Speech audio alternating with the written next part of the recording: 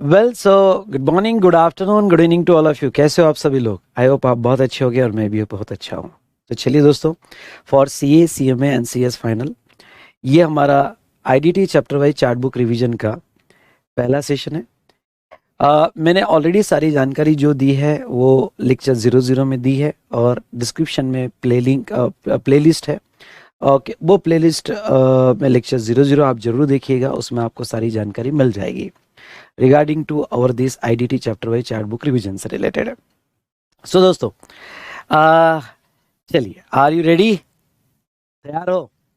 तो ये IDT chapter wise chart book revision में नोट्स कैसे मिलेगी, उसके बाद में आपको हमारे वेबसाइट पे कैसे रजिस्ट्रेशन करना है और वेबसाइट पे रजिस्ट्रेशन करके लॉगिन आपको क्रिएट करना है और उसमें आपको इसका चार्ट बुक का PDF नोट प्रोवाइड कर दिया जाएगा।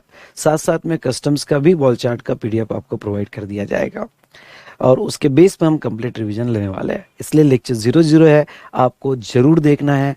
नीचे डिस्क्रिप्शन में यहाँ पे प्लेलिस्ट लिंक दी है, उसमें लेक्चर 00 डाला हुआ है। ओके, और मैंने कंप्लीट आपको एक्सप्लेन किया है कि किस तरह से आपको हमारे वेबसाइट पे लॉगिन करना है और यस, नोट्स डाउनलोड करना है। नेक्स्ट आपको इंपॉर्टेंट बात बता दूं बेटा कि ये जो पहले 2 चैप्टर्स होते हैं, जैसे इंट्रोडक्शन टू GST और कॉन्सेप्ट ऑफ सप्लाई, ये चैप्टर जो है यहाँ पे फाइनल और इंटर लेवल पे सेम होते हैं। नो डाउट फाइनल लेवल पे कुछ क्लैरिफिकेशन ज़्यादा होते हैं, तो वो तो डेफिनेटली हम कवर करेंगे। तो मैंने जो यहाँ के इंटर लेवल का रिवीजन स्टार्ट किया था, तो आज हम जो इस वीडियो में डिस्कस करने वाले हैं इंट्रोडक्शन टू GST, ये दोनों लेक्चर कॉमन है। मैंने इंटर का लाइव स्ट्रीमिंग में लिया था और आपको मैं ये लेक्चर अपलोड करके दे रहा हूँ, तो दोनों का कॉमन होता है आज का सेशन। तो ऐसे पहले 2-3 सेशंस दोनों के कॉमन होते हैं, तो वो मैं ये सेशंस जो है आज का जो अभी रिकॉर्ड किया गया है वो सेशंस आगे कंटिन्यू किया जाएगा। दूसरा आपको ये बता दूं बेटा, ये सारे सेशंस RR रिवीजन बैच के मई 23 और जून 23 एग्जामिनेशन के हिसाब से कंप्लीटली अमेंडेड और अपडेटेड रहेंगे। तो आपको जितने भी लेक्चर्स प्रोवाइड किए जाएंगे, ये रिवीजन के लिए बहुत हेल्पफुल है और कंप्लीटली अमेंडेड है। उसके बाद में भी मैं आपको स्ट्रांगली रिकमेंड करूंगा कि रिवीजन में मैं जो अमेंडमेंट कवर करूंगा वो एक रिवीजन फॉर्म होगा, शॉर्ट में कवर करूंगा, लेकिन अमेंडमेंट्स का एक इम्पोर्टेंस होता है हर एग्जाम में और आप अमेंडमेंट के लेक्चर्स जरूर सेपरेटली देखिएगा। यानी ये रिवीजन प्लस अमेंडमेंट के लेक्चर्स अगर आप दोनों देख लेते हो तो डेफिनेटली आपका एक सुपर कॉन्फिडेंस बिल्ड हो जाएगा। तो अमेंडमेंट लेक्चर्स की लिंक भी डिस्क्रिप्शन में दी गई है, जिसमें मैंने इन डेप्थ में और बहुत अच्छे से अमेंडमेंट्स यहाँ पे कवर किया है। तो उसकी नोट्स भी उसी वीडियो के डिस्क्रिप्शन में दिया हुआ है। इसलिए आप जो है चैप्टर होने के बाद उस चैप्टर की अमेंडमेंट्स भी अगर साथ साथ में देख लोगे तो आपका जो है बहुत अच्छे से रिवीजन कवर हो जाएगा। ठीक है, तो चलिए दोस्तों स्टार्ट करते हैं हमारा पहला topic IDT chapter wise revision का। और ये पहला टॉपिक जो है introduction to GST and levy of GST से रिलेटेड। Are you ready? यस और नो? How's the josh? बोलिए हाय सर। और एक बात कह दूं, यहाँ पे बेटा अगर आप ये रिवीजन देख रहे हो तो अपनी कमेंट्स जरूर दीजिएगा, आपको कैसा लगा है, और अच्छा लगा तो लाइक भी जरूर कीजिएगा। साथ साथ में अगर आप कभी कभी सोशल मीडिया यूज़ करते हो, मैं आपको ये कह दूं कि यहाँ पे कम से कम यूज़ करना, पर एक आधी बार Saturday Sunday social media use करते हो तो आप सोशल मीडिया पे इंस्टा पे मुझे कनेक्ट कर सकते हो CA_विशाल_भट्टड़ पे, क्योंकि मोस्टली मैं बहुत सी बार सैटरडे संडे आके थोड़े टिप्स दे देता हूँ कि एग्जाम के हिसाब से आपने क्या करना चाहिए। तो अगर रेयरली कभी यूज करते हो तो आपको वो टिप्स मिल जाएगी। सो चलो दोस्तों स्टार्ट करते हैं आज का हमारा पहला session. Yes, are you ready? चलिए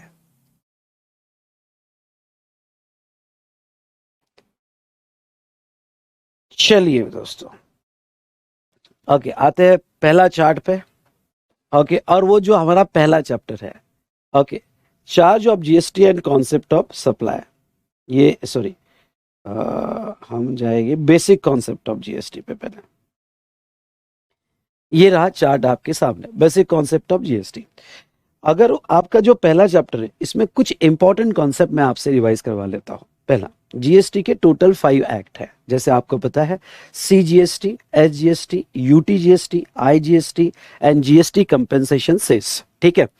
CGST levied by central government, SGST levied by state government, UTGST union territory, IGST central government और GST compensation cess। अब एक पॉइंट आपको याद दिलाना चाहूँगा, GST compensation cess जनरली आपसे इग्नोर हो जाता है, वैसे कैलकुलेशन में कहीं भी हमको रेफर करना नहीं है और ये एक्ट भी नहीं पढ़ना है, लेकिन आपके नॉलेज में होना चाहिए।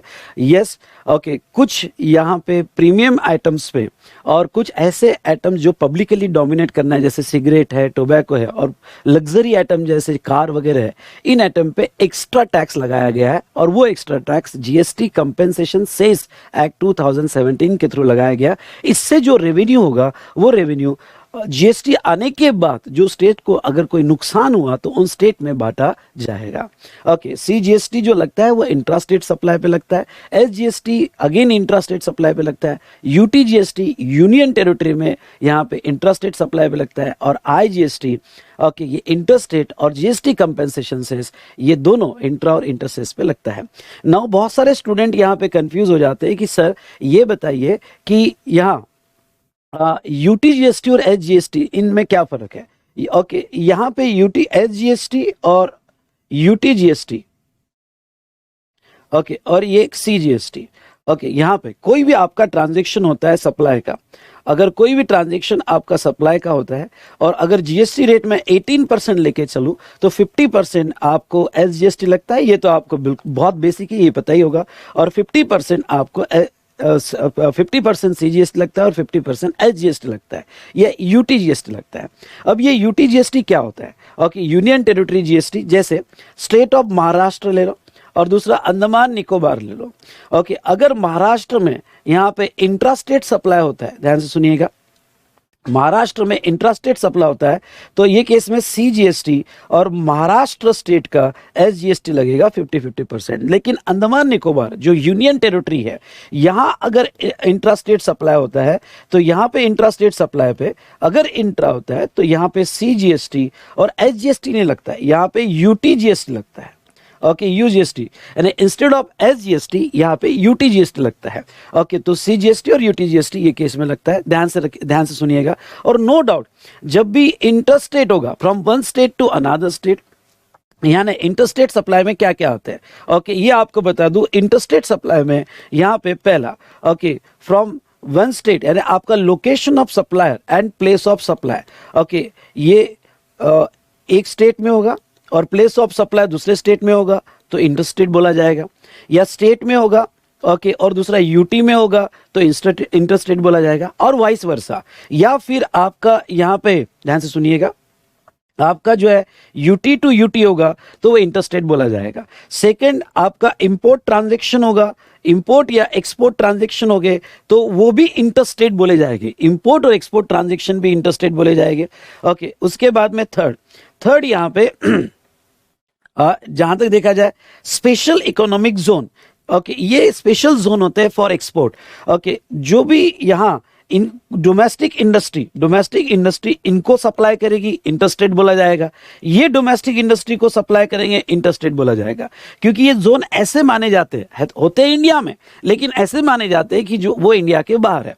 अगर वो इंडिया के बाहर है ऐसा माना जाता है, होते इंडिया में, तो उसका ट्रीटमेंट कंप्लीटली यहाँ पे इंटरस्टेट और इंट्रास्टेट के हिसाब से होता है। तो बेटा इंटरस्टेट सप्लाई ओके लगता है आईजीएसटी, और state to UT, import export और एसईजेड सप्लाई, इसे इंटरस्टेट ट्रांजैक्शन बोला जाता है।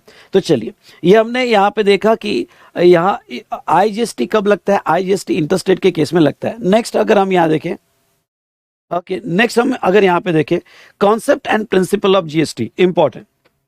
Okay, concept and principle of GST ये इंपॉर्टेंट है। GST based on value added tax, भाई जीएसटी भी जो है यहाँ पे जो वैल्यू एडिशन होगा उसके ऊपर ही टैक्स है, मतलब आपको इनपुट टैक्स का क्रेडिट मिल जाएगा अगेंस्ट आउटपुट टैक्स, और जितना वैल्यू एडिशन हुआ ओके वो वैल्यू एडिशन पे ही जीएसटी लगेगा।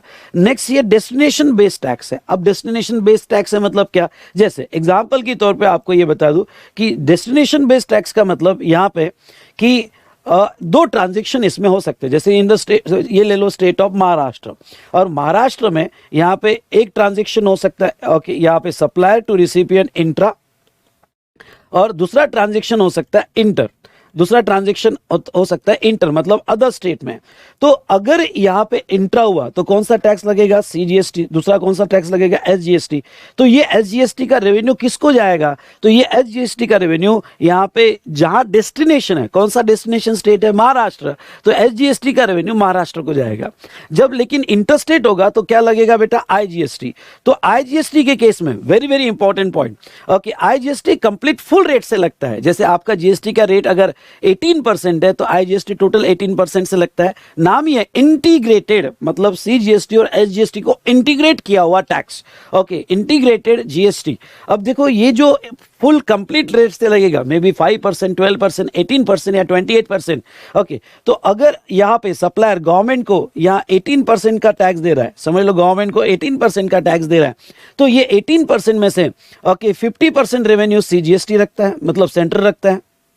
उसको मैं ऐसा लिखूंगा कि यहाँ 50% रेवेन्यू सेंटर रखता है, ओके, और रिमेनिंग 50% रेवेन्यू जो है यहाँ पे स्टेट रखेगा, ओके, स्टेट रखेगा। पर कौन सा स्टेट रखेगा? सेलर स्टेट या बायर स्टेट? समझ लो बायर स्टेट गुजरात है, बायर स्टेट गुजरात है। तो ऐसे केस में ओके आईजीएसटी का 50% रेवेन्यू कौन से स्टेट को बांटा जाएगा? तो ये रेवेन्यू डेस्टिनेशन स्टेट को बांटा जाएगा, मतलब गुजरात को बांटा जाएगा।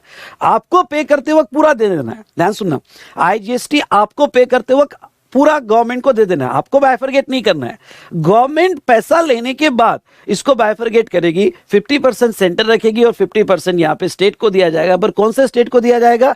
डेस्टिनेशन स्टेट को दिया जाएगा, इसलिए इसको डेस्टिनेशन बेस्ड टैक्स कहते हैं।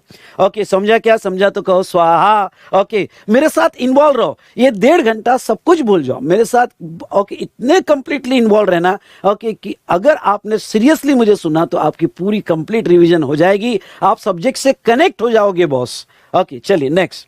GST is technically paid by supplier but actually borne by consumer. Indirect tax का फीचर ही है, it is a transferable tax from supplier to recipient और ultimate burden is on ultimate consumer. समझ में आया? जैसे ओके मैन्युफैक्चरर से वो मैन्युफैक्चरर से डिस्ट्रीब्यूटर, डिस्ट्रीब्यूटर से होलसेलर, होलसेलर से रिटेलर और रिटेलर से अल्टीमेट कंज्यूमर तक। उसके बाद में GST collected at multiple stage. Okay, GST जो कलेक्ट होता है वो मल्टीपल स्टेज पे कलेक्ट होता है। मल्टीपल स्टेज पे कलेक्ट होता है मतलब क्या? ओके, क्या ऐसा है? समझ लो, एग्जांपल ले लो, मैन्युफैक्चरर, मैन्युफैक्चरर के बाद डिस्ट्रीब्यूटर, डिस्ट्रीब्यूटर के बाद होलसेलर, होलसेलर के बाद रिटेलर, रिटेलर के बाद अल्टीमेट कंज्यूमर। तो ये बताओ कि जीएसटी जो है और किसी मैन्युफैक्चर स्टेज पे कलेक्ट होता है क्या? Like excise? नहीं, जीएसटी ऐसा नहीं है। एक्साइज तो अब खत्म हो गया, लिमिटेड गुड्स पे ही एक्साइज है। ओके, जहां तक देखा जाए जीएसटी मल्टीपल स्टेज पे मतलब हर स्टेज पे जीएसटी लगेगा और आउटपुट टैक्स के अगेंस्ट में इनपुट टैक्स का क्रेडिट मिलते जाएगा and entire burden is on ultimate consumer. पूरा बर्डन अल्टीमेट कंज्यूमर पे आएगा। ओके, समझ में आया? यस। तो नाउ ओके, वो आपने सॉन्ग सुना है ना, रोज सुबह 8 बजे क्या करेंगे? हवन करेंगे, हवन करेंगे। किसका हवन करेंगे? जीएसटी का हवन करेंगे। Are you ready? Yes. Okay, come on. उसके बाद में नेक्स्ट, यहाँ पे GST is a tax on consumption of product from business sources. ख्याल रहे, जीएसटी ये बिजनेस टैक्स है, बिजनेस टैक्स है। इसलिए आगे मैं आपको पढ़ूंगा कि कोई ट्रांजैक्शन अगर in the course of business नहीं है, ओके, जैसे आपने अपना पर्सनल कार बेची, पर्सनल मोबाइल बेचा, not in the course of business, इसके ऊपर जीएसटी नहीं आता है। ओके, तो वो in the course of business होना चाहिए। और उसके बाद में यानी पर्सनल एक्टिविटी, हॉबीज पे जीएसटी नहीं आता है। और जीएसटी का मेन एक फीचर है कि आपको इनपुट टैक्स का क्रेडिट मिलते जाएगा। ओके, आपको इनपुट टैक्स का क्रेडिट मिलते जाएगा। चलिए, तो ये था okay basic concept and principle of GST. उसके बाद में कॉन्स्टिट्यूशनल अमेंडमेंट्स। ओके, तो कॉन्स्टिट्यूशनल प्रोविजंस क्या है जीएसटी से रिलेटेड? एक है आर्टिकल 246A, 269A, ये 3 आर्टिकल मैं यहां लेने वाला हूं। पहला आर्टिकल 246 है, तो आर्टिकल 246 है, ये पावर देता है जीएसटी लगाने का। Both parliament and legislature of state दोनों मिलकर जीएसटी लगा सकते हैं। आर्टिकल 269 पावर देता है आईजीएसटी लगाने का।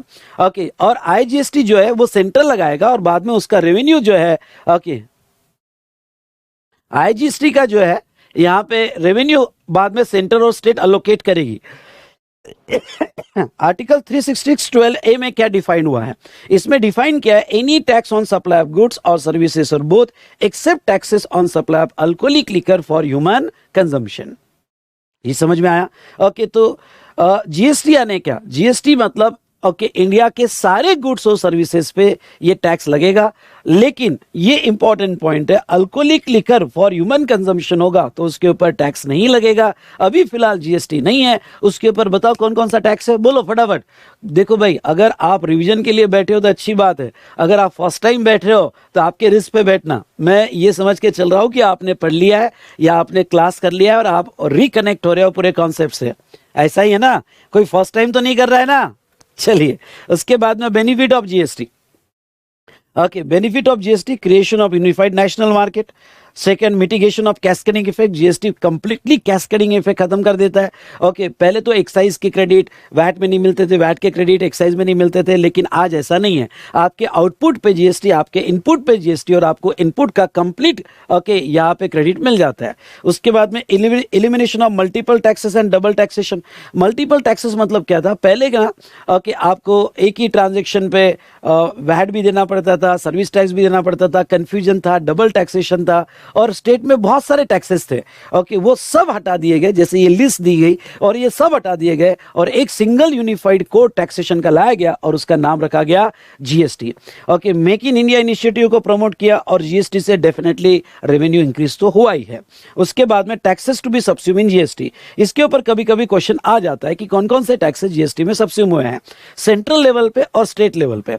ओके, सेंट्रल एक्साइज ड्यूटी, जितनी भी अलग अलग सेंट्रल एक्साइज ड्यूटीज थी, ओके, जैसे यहाँ पे central excise duty, additional duties of excise, excise on medicinal product, सब मर्ज कर दिए जीएसटी में।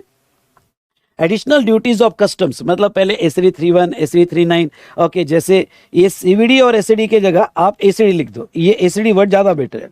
सारी एसडीज मर्ज कर दी और service tax and sir charges जो है वो सारे मर्ज कर दिए गए। ओके, स्टेट लेवल का वैट से सीएसटी, हाँ सीएसटी भी मर्ज कर दिया गया। उसके बाद में परचेस टैक्स, एंटरटेनमेंट टैक्स, पर ये वाला पॉइंट याद रखना। ओके, एंटरटेनमेंट टैक्स में यहां पे देखो, ओके, एंटरटेनमेंट टैक्स में,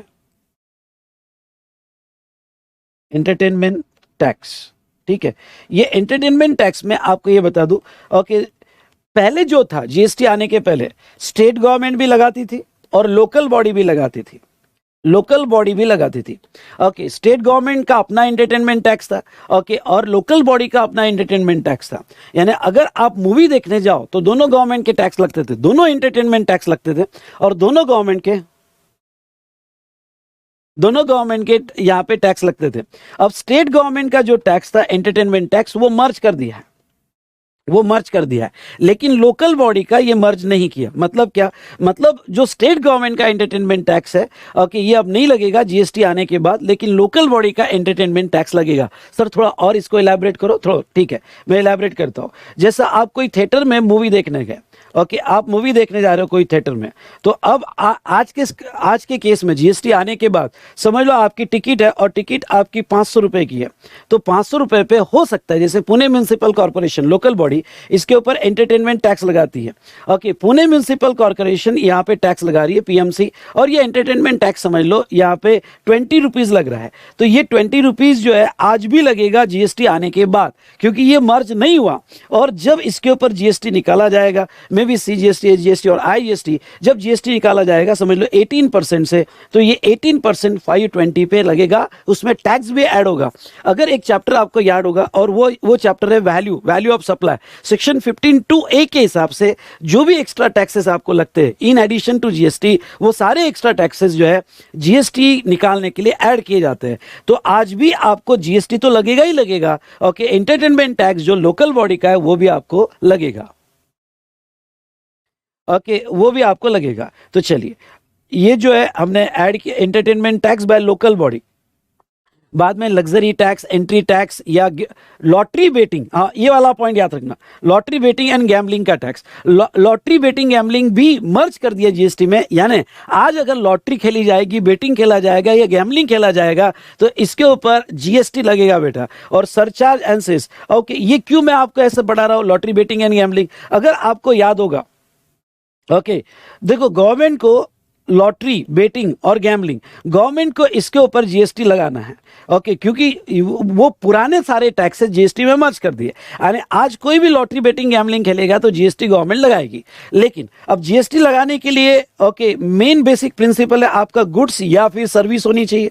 गुड्स और सर्विस होनी चाहिए। जब तक आपका आइटम गुड्स ना हो या जब तक आपका आइटम सर्विस ना हो तब तक उसके ऊपर जीएसटी नहीं लगाया जा सकता। सेकंड पॉइंट, गुड्स यानी क्या? गुड्स यानी any kind of movable property. इसमें स्पेशली उन्होंने कहा इंक्लूड, ओके, अगर आप गुड्स की डेफिनेशन जो हम आगे देखेंगे, गुड्स के डेफिनेशन में स्पेशली कहा includes actionable claims. Okay, actionable claim goods में क्यों इंक्लूड किया? क्यों? क्योंकि लॉटरी बेटिंग गैम्बलिंग ये एक्शनेबल क्लेम माना जाता है। ओके, तो लॉटरी बेटिंग गैम्बलिंग पे जीएसटी हम कब लगा सकते हैं? जब वो गुड्स होगा। अब गुड्स होगा तो गुड्स में एक्शनेबल क्लेम स्पेशली इंक्लूड किया गया, सो दैट इससे गवर्नमेंट को पावर मिल गई कि वो लॉटरी बेटिंग गैम्बलिंग पे जीएसटी लगा सके। ओके, इसलिए एक्शनेबल क्लेम गुड्स के डेफिनेशन में इंक्लूड है। लेकिन अगर आप शेड्यूल 3 देखोगे, हम सेक्शन 7(2) में जाएंगे और शेड्यूल 3 में जाएंगे। शेड्यूल 3 में देखोगे तो उसमें पैरा 6 कहता है, पैरा 6 शेड्यूल 3 में कहता है कि आपका ओके, लॉटरी बेटिंग और गैम्बलिंग छोड़कर बाकी एक्शनेबल क्लेम, बाकी अदर एक्शनेबल क्लेम जो है सप्लाई नहीं बोला जाएगा, नो सप्लाई। ओके, सिर्फ 3 केस पे सप्लाई बोला जाएगा, इसके अलावा अदर एक्शनेबल क्लेम सप्लाई नहीं बोले जाएंगे। अब देखो, ये पूरे रिवीजन में एक बात का ख्याल रखना आप सभी ने, और क्या कि स्पेलिंग देखने का नहीं। ओके, क्योंकि उतना टाइम है नहीं, और मैं जो ये स्पीड ले रहा हूं सबके लिए ओके है? अगर सबके लिए, जितने भी स्टूडेंट कनेक्टेड है, अगर ओके होगा तो कहिए यस सर, फटाफट वाई टाइप कीजिएगा। ओके, और अभी तक का अगर आपको रिवीजन अच्छा लगा होगा तो यस, ऐसा ही रिवीजन चलेगा, लाइक कीजिएगा। तो चलो, यहां पे ये हुआ रिगार्डिंग टू लॉटरी बेटिंग और गैम्बलिंग, ये भी टैक्सेस जीएसटी में मर्ज कर दिए गए। चलो, taxes not subsume in GST, ये एक इंपॉर्टेंट पार्ट है, अगर आप इसको ध्यान रखें तो ओके, आपको हेल्प होगा। कौन कौन से टैक्सेस जो है जीएसटी में सब्स्यूम नहीं हुए? प्रॉपर्टीज टैक्स, दूसरा स्टैम्प ड्यूटी, क्योंकि immovable property, I repeat, immovable property पे जीएसटी नहीं है। ओके, इसलिए प्रॉपर्टी टैक्स और स्टैम्प ड्यूटी जो है ओके, वो जीएसटी में मर्ज नहीं हुआ, आज भी लगता है। Electricity duty, excise duty on alcohol, basic custom duty, excise duty on petrol और डीजल, और taxes on opium, Indian hemp, other narcotics and narcotic drugs. Okay, तो ये जीएसटी में मर्ज नहीं हुए हैं। ओके, ये जीएसटी में मर्ज नहीं हुए हैं।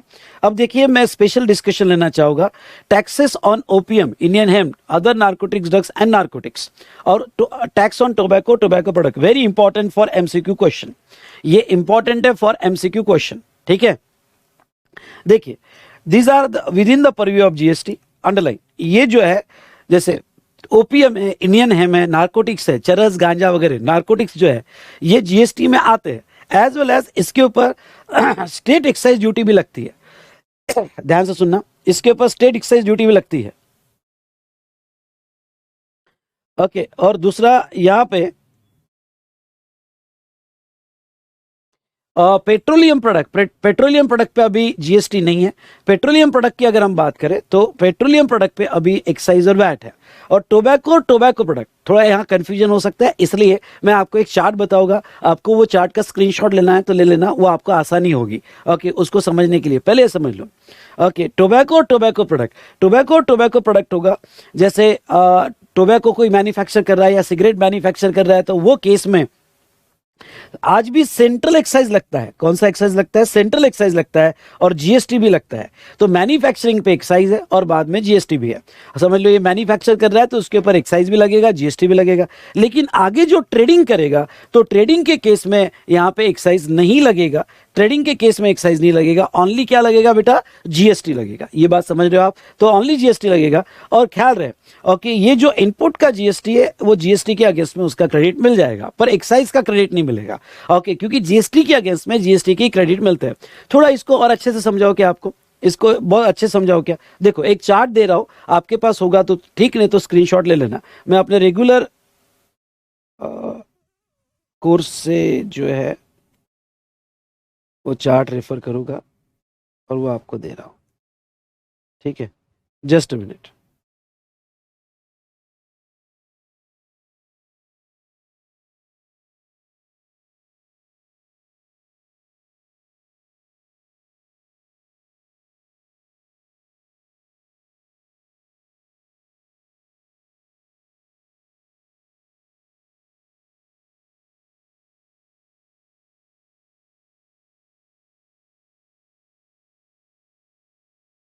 एक मिनट बेटा, थोड़ा ये हो सकता है कि यहाँ पे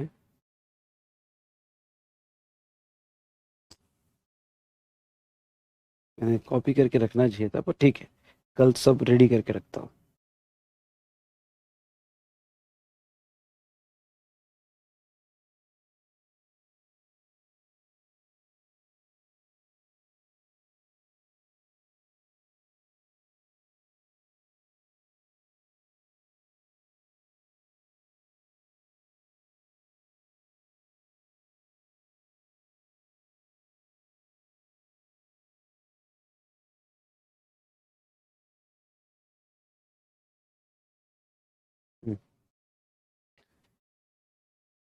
चलो, taxability of goods in special cases. अब ध्यान से सुनना मैं क्या बोल रहा हूँ, ये चार्ट बड़ा इंपॉर्टेंट है। आप, मैंने रेगुलर क्लास में आपसे ड्रॉ करवाया था, नहीं होगा तो ये स्क्रीनशॉट ले लेना और अभी ड्रॉ करके आपने अपने चार्ट बुक के साथ अटैच कर देना। एग्जाम में इसके ऊपर क्वेश्चन आ सकते हैं। देखो, मैंने इसको 3 पार्ट में डिवाइड किया है।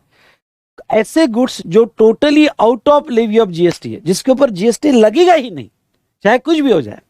ऐसे गुड्स जिसके ऊपर एक्साइज और जीएसटी लगेगा, और ऐसे गुड्स जिसके ऊपर जीएसटी लगेगा। मतलब अब मैं उसको ऐसा बताऊं तो इंडिया के सारे गुड्स और सर्विस पे जीएसटी लगेगा एक्सेप्ट दिस 2 कैटेगरी, जिसको मैं यहां पे डिवाइड करने वाला हूं। देखो, प्रॉब्लम एग्जाम में प्रॉब्लम सॉल्व करते वक्त आपके सामने पेट्रोलियम प्रोडक्ट्स हो गए, पेट्रोलियम प्रोडक्ट्स हो गए, जैसे petroleum crude, high speed diesel, motor spirit, ETF, aviation turbine fuel and natural gas. अगर आपके सामने ये प्रोडक्ट आते हैं 5 आइटम्स, इसको हम नॉन टैक्सेबल सप्लाई कहते हैं, तो फिलहाल इसके ऊपर जीएसटी नहीं है जब तक जीएसटी काउंसिल रिकमेंड नहीं करता। तो ये अगर प्रोडक्ट दिखे तो जीएसटी आएगा ही नहीं। तो इसके ऊपर कौन सा टैक्स रहेगा?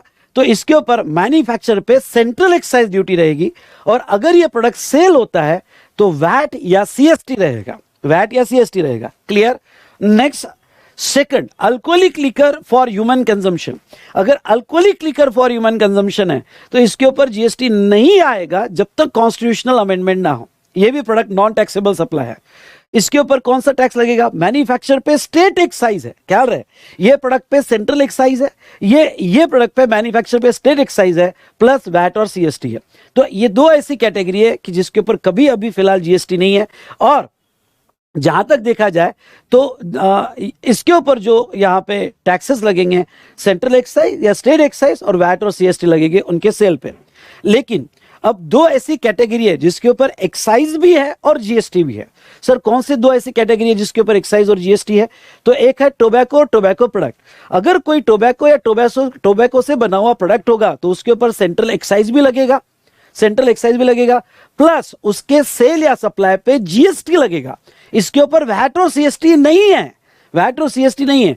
ओके, और एक चीज ध्यान में रखना, जहां जीएसटी है वहां वैट और सीएसटी नहीं है। ओके, तो इनके मैन्युफैक्चर पे एक्साइज लगेगा और सप्लाई पे जीएसटी लगेगा। दूसरा, ओपीएम नारकोटिक्स होगा तो ओपीएम नारकोटिक्स के केस में मैन्युफैक्चर पे स्टेट एक्साइज लगेगा। यहां पे सेंट्रल एक्साइज है और यहां पे स्टेट एक्साइज लगेगा, और उसके सप्लाई पे जीएसटी लगेगा। तो ये कैसे याद रखना? ये प्रोडक्ट दिखे तो पहला थॉट नो जीएसटी, दूसरा सेंट्रल एक्साइज, स्टेट एक्साइज। यहां पे ये प्रोडक्ट दिखे टोबैको और ओपीएम वगैरह, तो एक्साइज और जीएसटी, सेंट्रल एक्साइज और स्टेट एक्साइज और जीएसटी लगेगा। और बाकी सारे गुड्स और सर्विसेज पे, बाकी सारे गुड्स और सर्विसेज पे ओनली जीएसटी लगेगा। ये चार्ट समझ में आएगा तो यहां पे वाई टाइप कीजिएगा और फटाफट इसका स्क्रीनशॉट ले लो, ये घर पे ड्रॉ कर लेना।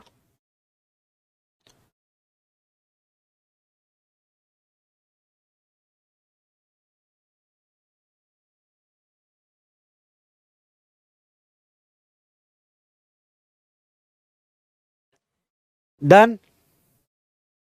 ओके, चलिए वापस हम यहां पे हमारे चार्ट पे आते हैं। तो ये डिस्कशन हमने किया। Recommendation of council, GST council. अब देखो यहां पे बेटा, जीएसटी काउंसिल एक परिषद है कि क्यों? क्योंकि सेंट्रल और स्टेट दोनों मिलकर जीएसटी लगाने वाले थे।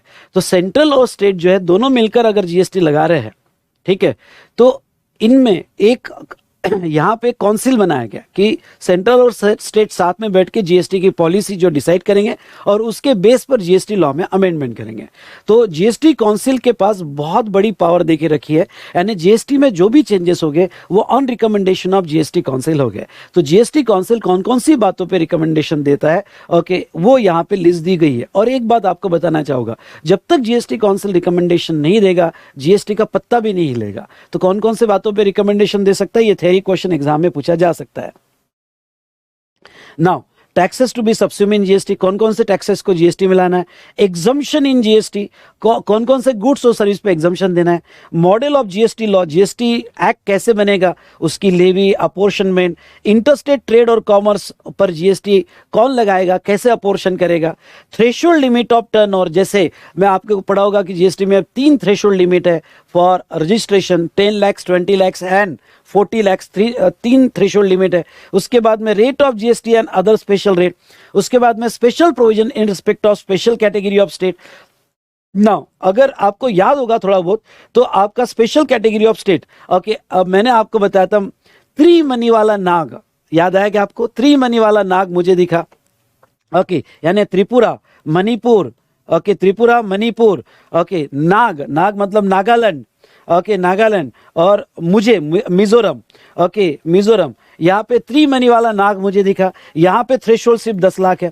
तो कुछ ऐसे स्पेशल कैटेगरी ऑफ स्टेट है जहाँ पे ओके कॉमन पॉलिसी नहीं चलेगी, कुछ प्रोविजंस अलग हट के चलेगी, ओके, जहाँ 10 लाख ही आपको थ्रेशोल्ड दिया गया है। कंपोजिशन लेवी, कंपोजिशन लेवी में स्पेशल कैटेगरी ऑफ स्टेट होगा तो 75 लाख की लिमिट है, other than Assam, Himachal Pradesh and Jammu and Kashmir. तो ऐसे कुछ provision special category of state हो गए तो उसके लिए अलग चलेगी। पर ये स्पेशल कैटेगरी ऑफ स्टेट में कौन कौन आएगा, तो उसके लिए जीएसटी काउंसिल जो है रिकमेंडेशन देगा, और any other matter relating to goods और सर्विस एज जीएसटी काउंसिल में डिसाइड। तो ये जो है जीएसटी काउंसिल रिकमेंडेशन दे सकता है। Okay, special category of state का मैंने लिस्ट दिया है, ओके, जैसे यहाँ पे अरुणाचल प्रदेश, आसाम, जम्मू एंड कश्मीर, मणिपुर, मेघालय, मिजोरम, नागालैंड, सिक्किम, त्रिपुरा, हिमाचल प्रदेश एंड उत्तराखंड, ये स्पेशल कैटेगरी ऑफ स्टेट माने जाएंगे।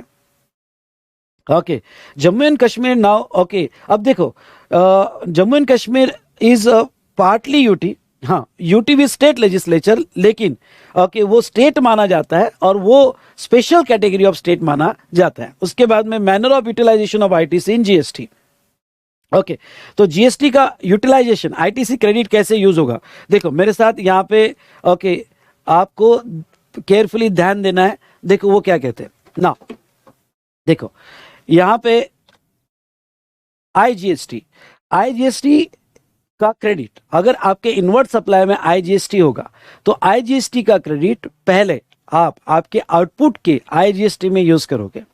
आपके आउटपुट के आईजीएसटी में यूज करने के बाद अगर बैलेंस बचा, ओके, बैलेंस बचा तो फिर आप सीजीएसटी और एसजीएसटी दोनों में से किसी में भी यूज कर सकते हो फॉर पेमेंट ऑफ टैक्स। जैसे आपके इनपुट टैक्स पे आपके पास क्रेडिट है 100 रुपीज, ओके, आईटीसी है 100 रुपीज, तो ये आईटीसी जो 100 है, पहले आपके आउटपुट में अगर आईजीएसटी होगा, मेरे आउटपुट में आईजीएसटी 50 है, तो मैं अपने आउटपुट में यूज कर लूंगा 50, अब -50 कर दूं तो अब मेरे पास कितना बचा 50, तो बचा हुआ 50 अब मैं पूरा सीजीएसटी भी यूज कर सकता हूँ, पूरा एसजीएसटी में यूज कर सकता हूँ, या मैं यहाँ पे 50-50 भी यूज कर सकता हूँ।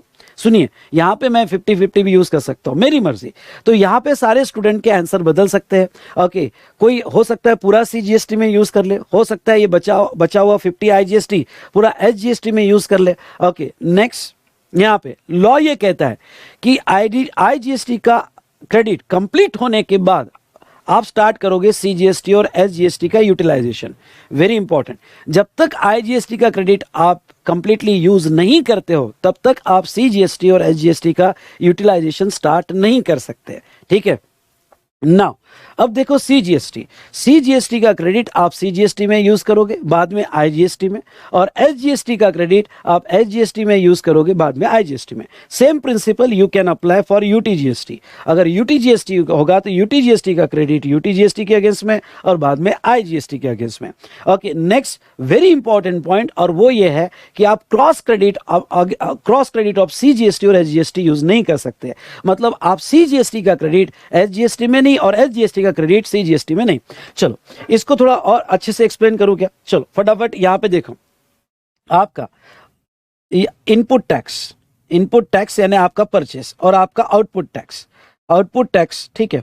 आपका इनपुट टैक्स आईजीएसटी, समझ लो आप प्रॉब्लम सॉल्व कर रहे हो। प्रॉब्लम सॉल्व करते वक्त आपने भाई इंटर स्टेट परचेस किया, इंट्रा स्टेट परचेस किया, इतने वैल्यू का किया, इसके ऊपर इतना जीएसटी है, तो आपने एक टेबल बनाया। ओके, कैसे टेबल बनाया? आप प्रॉब्लम सॉल्व करते वक्त क्या ध्यान देते हो? हाँ, इस पे थोड़ा प्रॉब्लम सॉल्विंग करना। बेटा आज मेरा रिवीजन होने के बाद आपके पास मेरा क्वेश्चनर होगा, तो क्वेश्चनर में से ये जो भी चैप्टर आपने रिवाइज कर लिया वो क्वेश्चनर से फटाफट देख लेना। आपको फ्रैंकली कहूँ क्या मैं, ओके, मेरा ये चार्ट रिवीजन और क्वेश्चनर मोर देन इनफ, इसके अलावा कुछ भी करने की जरूरत नहीं है। मतलब अगर आप मेरे ये चार्ट रिवीजन से सब्जेक्ट से कनेक्ट हो रहे हो, ओके, आपको तो रेगुलर बुक पढ़ने की बिल्कुल भी जरूरत नहीं है। ओके, मेरा चार्ट रिवीजन देख लिया, इसके बाद मेरा क्वेश्चनर देखो। ओके, आपके पास अगर मेरे क्वेश्चनर की फिजिकल कॉपी अवेलेबल है तो अच्छी बात है। ओके, अदरवाइज आप जो ये क्वेश्चनर की फिजिकल कॉपी जो है वो हमारे वेबसाइट vsmartacademy.com से परचेस कर सकते हो, लेकिन इसका जो डिजिटल कॉपी, पीडीएफ कॉपी नहीं, इसका जो डिजिटल कॉपी है वो मैं आपको फ्री प्रोवाइड करता हूं। ओके, और वो डिजिटल कॉपी जो है जिसे मैं जीनी बुक कहता हूं, तो वो डिजिटल कॉपी जो है उसकी भी लिंक आपके लॉगिन में शेयर कर दी जाएगी। लेकिन मैं बहुत इंपॉर्टेंट आपको कह दूं कि पीडीएफ कॉपी नहीं, डिजिटल कॉपी आपको दी जाएगी जो मेरी जीनी बुक होगी, तो वो भी देख सकते हो। लेकिन मैं आपको स्ट्रांगली सजेस्ट करूंगा, अगर आपके पास नहीं है तो ये बाय कर लो, या फिर ओके आपके पास पुराना है तो नया ले लो, क्योंकि हर अटेम्प्ट में मैं जो है ओके क्वेश्चन रिफाइन करते रहता हूं, तो आपको हेल्प ही होगी। लेकिन डिजिटल कॉपी में आपको पीडीएफ फॉर्म में नहीं, कंप्लीट डिजिटल जिसकी प्रिंट नहीं निकलती है, पर आप कहीं पे भी एक्सेस कर सकते हो, उस लिंक से वो डिजिटल कॉपी आपको दूंगा। नाउ अब मैं आपको बता देता हूं, ये जैसा आज मेरा ओके इंट्रोडक्शन टू जीएसटी हो गया, उसके बाद में कॉन्सेप्ट ऑफ सप्लाई हो गया, जितना भी हमारा डिस्कशन होगा, ओके, चार्ट देखो और फटाफट जो है यहाँ पे साथ साथ में क्वेश्चन उसका देख लो, तो आपको बहुत हेल्पफुल रहेगा। अब देखो यहाँ पे आपने परचेसेस जो किए आपके इनपुट टैक्स हो गए, समझ लो। ओके, या आप टेबल कैसा बनाते हो? टेबल बनाते हो कि भाई okay statement of total ITC आपने कितना लिया। ओके, ये आप स्टेटमेंट बना रहे हो, जिसमें आप क्या करते हो, यहाँ पे आपकी पर्टिकुलर्स स्टेटमेंट बनाते हो कैसे करना, पर्टिकुलर्स, फिर आईजीएसटी, फिर सीजीएसटी, पहले आईजीएसटी लेना। ओके, ये आईजीएसटी बड़ा काम का है, ये आदत ही लगा लो, पहले आईजीएसटी, सीजीएसटी और एसजीएसटी। आपने कोई इंटरस्टेट परचेस की होगी, तो इंटरस्टेट परचेस किया होगा तो उसका आईटीसी समझ लो, उसका आईटीसी आपने 2 लाख रुपए लिया इंटरस्टेट परचेस का। ओके, उसके बाद में आपने इंट्रास्टेट परचेस की होगी, तो इंट्रास्टेट परचेस का आईटीसी आपने 1,50,000 लिया। हो सकता है कि आपका ओपनिंग बैलेंस हो, अगर ओपनिंग बैलेंस रहा आईटीसी का, तो ओपनिंग बैलेंस समझ लो आईजीएसटी का यहाँ पे 50,000, ओके, सीजीएसटी का 20,000, ओके, और ये 20,000 रुपए। ओके, आपने ऐसा ओपनिंग बैलेंस था, तो टोटल आईटीसी अवेल, आपके टोटल आईटीसी कितने हुए? तो टोटल आईटीसी यहाँ पे 2,50,000, उसके बाद में 1,70,000 और 1,70,000 ये आपका टोटल आईटीसी हुआ। ठीक है, अब आप इसका स्टार्ट करोगे यूटिलाइजेशन, तो स्टेटमेंट बनेगा ओके नेट जीएसटी पेबल, दूसरे स्टेटमेंट का नाम रहेगा नेट जीएसटी पेबल। ओके, ये नेट जीएसटी पेबल कैसे निकालोगे?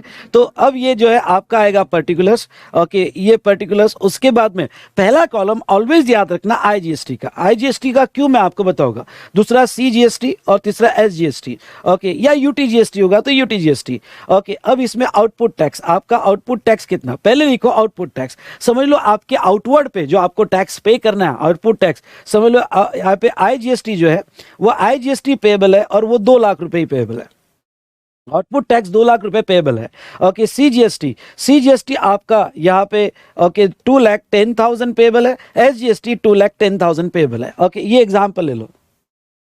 ओके, ये यहाँ पे एग्जांपल ले लो, लेस। अब आप क्या करोगे, आईटीसी, आपके पास आईटीसी है, जो भी आईटीसी होगे टोटल जो भी इंक्लूडिंग ओपनिंग बैलेंस वो इनर कॉलम में लिख लो। तो आपने आईजीएसटी 2,50,000 ये आपका आईजीएसटी का बैलेंस है, उसके बाद में सीजीएसटी का बैलेंस आपके पास 1,70,000 रुपए है और एसजीएसटी का बैलेंस आपके पास 1,70,000 रुपए है। ओके, ये आपके बैलेंस हुए। अब इसका यूटिलाइजेशन स्टार्ट करो। कैसे यूटिलाइजेशन स्टार्ट करोगे? हमने क्या पढ़ा, आईजीएसटी का क्रेडिट पहले आईजीएसटी में। ओके, तो पहले आईजीएसटी में मेरी रिक्वायरमेंट कितनी है, 2 लाख, मैंने ब्रैकेट में लिख लिया क्योंकि क्रेडिट यूज कर रहा हूं। ओके, तो 2 लाख। ओके, अब मेरे पास बैलेंस कितना बचा, ओके 2 लाख जाने के बाद मेरे पास बैलेंस बचा 50,000।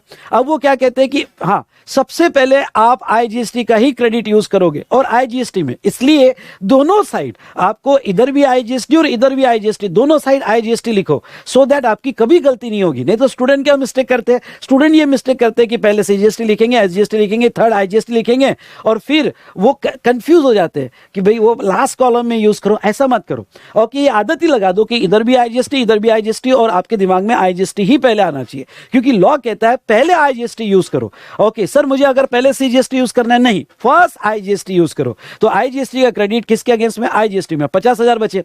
अब ये जो 50,000 मेरे पास बचे हैं, सुनो, ये 50,000 जो मेरे पास बचे, इसका क्रेडिट मैं कैसे ले सकता हूं, तो इसका क्रेडिट मैं, ओके, अब लॉ ये कहता है इन्हीं प्रोपोर्शन में ले लो। आपको पूरा सीजीएसटी में लेना है, ले लो, पूरा एसजीएसटी में लेना है, ले लो। मतलब ये क्या कि मैं ओके, ऑप्शंस लिखना मत कुछ, ये पूरा 50,000 इधर यूज कर सकता हूं, इधर कुछ भी नहीं, या फिर मैं उल्टा यूज कर सकता हूं। ओके, पूरा 50,000 इधर यूज कर सकता हूं एसजीएसटी में, इधर कुछ भी नहीं, या फिर मैं ओके 50-50 भी यूज कर सकता हूं, 25,000 इसमें, 25,000 इसमें।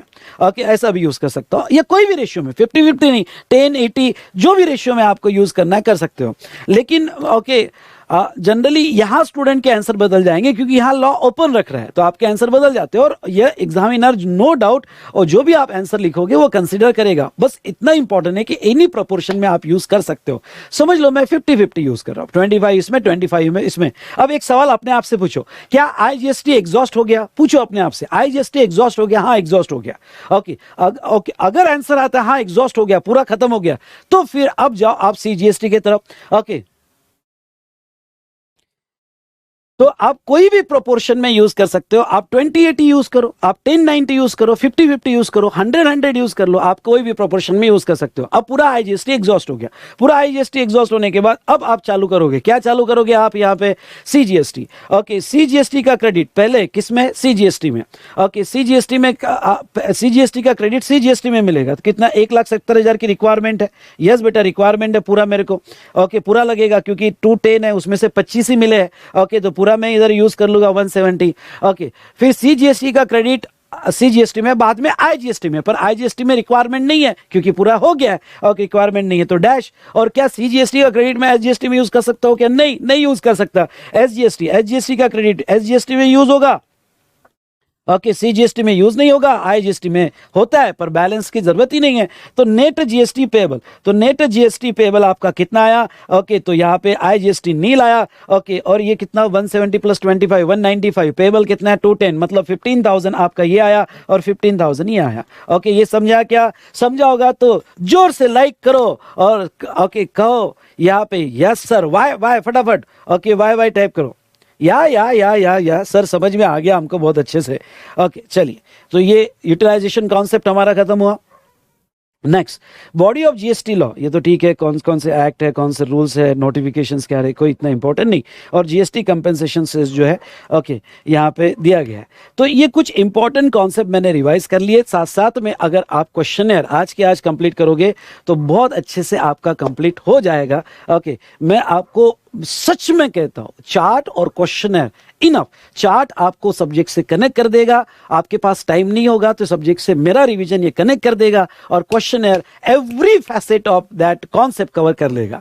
इतना भी कर लिया आपने तो मोर देन इनफ। डन। चलिए, हाँ, और आपको एक बात कह दूं कि अगर आप क्वेश्चनर बाय करोगे हमारे वेबसाइट से तो उसके साथ चार्ट बुक का भी ऑप्शन है, तो दोनों कॉम्बो भी आप यहां पे बाय कर सकते हो। चलिए, नेक्स्ट, ये पहला चार्ट कंप्लीट हुआ। यहां पे बेसिक कंसेप्ट ऑफ जीएसटी, जो मेन पॉइंट्स मैंने कवर कर लिए। डन। यस और नो? मजा आया? मजा आया तो एमजेड टाइप कीजिएगा। ओके, अब आते हैं सेकेंड कॉन्सेप्ट पे।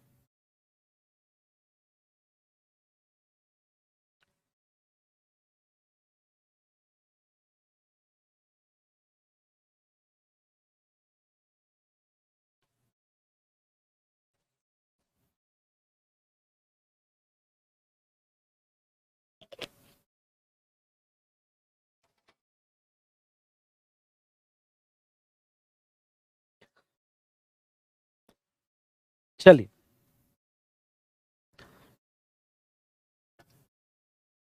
अब हम स्टार्ट करेंगे chapter number 2, basic concept of supply. Supply के जो बेसिक कॉन्सेप्ट है यहाँ हम डिस्कस करेंगे, जिसमें हम सेक्शन 7 के साथ डिस्कशन स्टार्ट करेंगे। ठीक है, तो 3 सेक्शन अभी से लर्न करो, चलो मेरे साथ लर्न करो। Section 7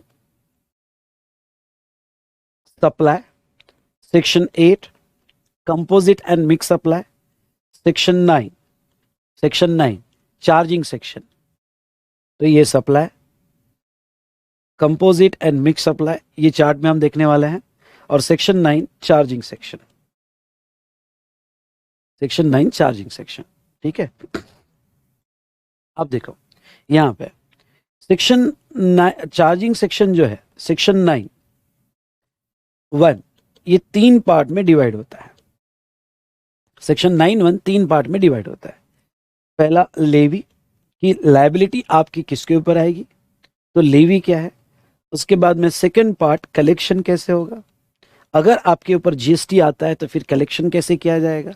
and third, okay, person liable to pay tax, person liable to pay tax, tax कौन देगा। ठीक है, person liable to pay tax. Levy जो है फर्दर 3 पार्ट में डिवाइड होती है, लेवी 3 पार्ट में फर्दर डिवाइड होती है।